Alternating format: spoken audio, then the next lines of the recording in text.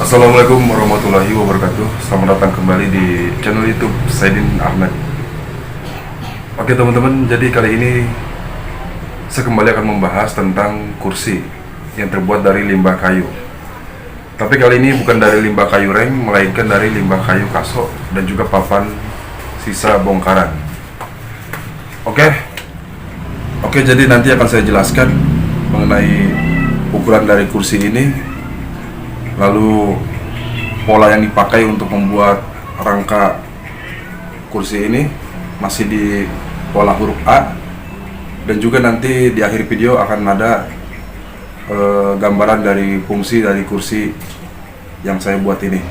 Jadi jangan skip video ini agar tidak miss informasi dari penjelasan yang saya jelaskan.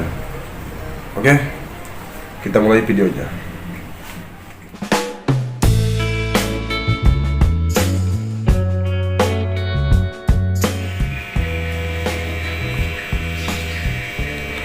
Nah, sekarang kita bahas kursi warung atau kursi tongkrongan.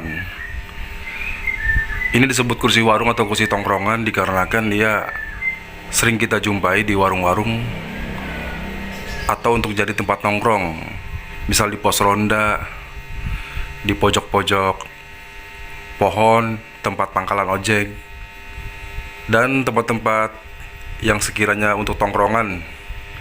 Nah, biasanya suka memakai kursi seperti ini. Kurang lebih modelnya sama ya. Nah, ini terbuat dari sisa limbah kayu, atau lebih tepatnya saya buat dari sisa kasok bekas dan juga sisa papan bekas. Nah, ini. Nah, jadi ini secara bentuk mungkin tidak sempurna dan tidak 100% kokoh. Tapi saya jamin ini sudah cukup lumayan kuat dan tidak terlalu goyang. Karena ini dibuat dengan bahan seadanya, jadi kita tidak membuat secara niat, hanya memanfaatkan sisa limbah kayu yang ada. Jadi kalau mungkin secara konstruksi pola rangkanya tidak sempurna ya, itu dikarenakan bahannya memang tidak ada lagi.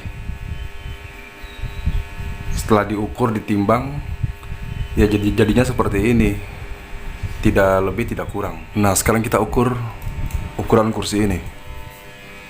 Kita mulai dari panjang 1 meter untuk panjang papan dari kursi ini. Sedang untuk lebar, dia kenanya di 18 cm, jadi 20 cm kurang ya.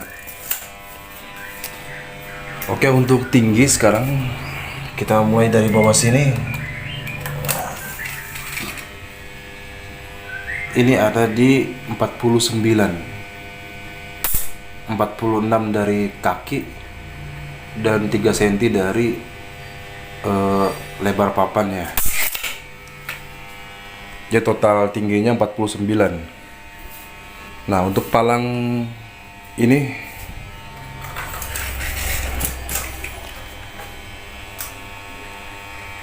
sekitar 80 cm. Nah, jadi seperti itu teman-teman. Nah, sekarang bisa teman-teman lihat cara saya membuat kursi ini dengan melihat pola. Pola yang saya pakai adalah pola huruf A, di mana saya buat huruf A, membuat 2 kanan kiri, lalu disambungkan dengan palang panjang dan papan, dan terakhirnya itu diberi penyangga bagian tengah. Nah, fungsi penyangga bagian tengah ini untuk apa? Untuk meratakan beban yang dirasakan oleh kursi ini. Jadi kursi ini kan dia kakinya hanya ada di kanan dan kiri. Nah, kalau nanti ada orang duduk di tengah, itu biar si papan ini tidak melengkung atau ngelendoy, itu saya kasih penyangga biar beban dari yang di tengah ini bisa disalurkan sama rata oleh penyangga ini. Jadi masing-masing kaki kursi ini kanan kiri mendapatkan porsi tekanan berat yang sama rata dari beban yang ada di atas kursi ini. Nah, itu fungsi penyangga yang saya buat dari tengah ini.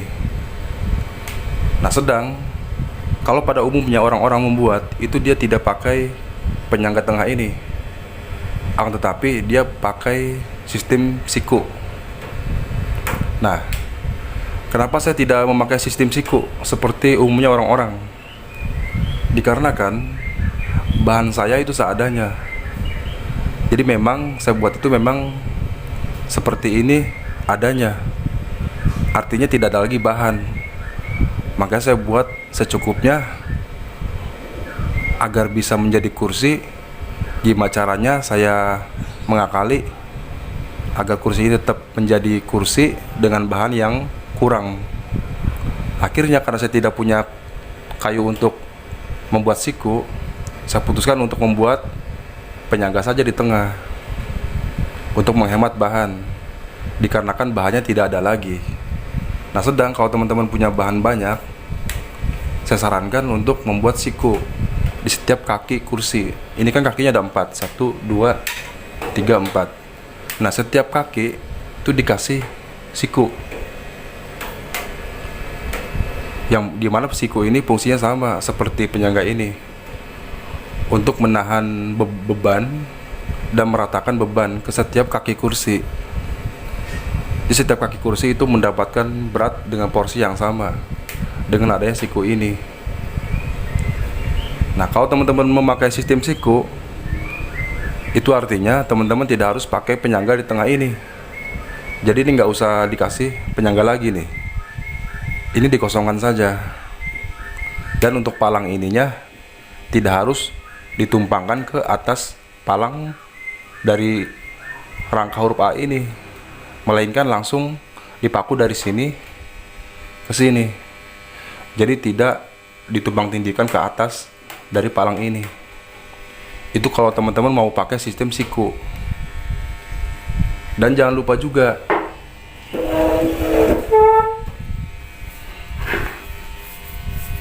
ini teman-teman harus kasih palang lagi nih di atasnya kaki kursi ini.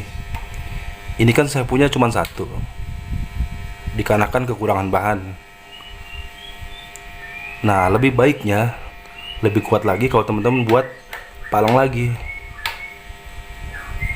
agar si kursi ini lebih kokoh dan benar-benar mantap untuk tidak goyang-goyang. Nah, kalau punya saya ini gimana, goyang apa tidak? Ini masih sedikit goyang kalau bebannya kebanyakan, atau kalau orang yang sedang duduk ini goyang-goyang, itu memang agak ngaruh dikit tuh, ya kan? Tapi tidak terlalu masalah sih buat saya, karena kalau menurut saya ini tetap kuat. Jadi terserah teman-teman mau buat sistem penyangga di tengah ini atau sistem siku. Kalau membuat sistem penyangga seperti saya, maka contoh punya saya seperti ini. Ini saya jamin hemat bahan dan hasilnya kokoh, kuat. Sedang kalau teman-teman ingin pakai sistem siku, itu mungkin sedikit menambah banyak bahan, tapi hasilnya luar biasa kokoh dan luar biasa stabil. Si kursi ini nanti tidak goyang-goyang. Ini saya coba berdiri di atas kursi ini ya. Ini saya goyang-goyang nih. Ini berat saya kurang lebih 90 kilo. Nah, ya kan? Ini masih goyang sedikit, tapi nggak masalah sih kalau menurut saya. Nih, saya coba di tengah-tengah. Kuat kan? Kuat, teman-teman. Nah, semoga ini jadi referensi teman-teman yang bingung punya limbah kayu bekas tapi mau bikin apa ya. Bikin kursi ini aja.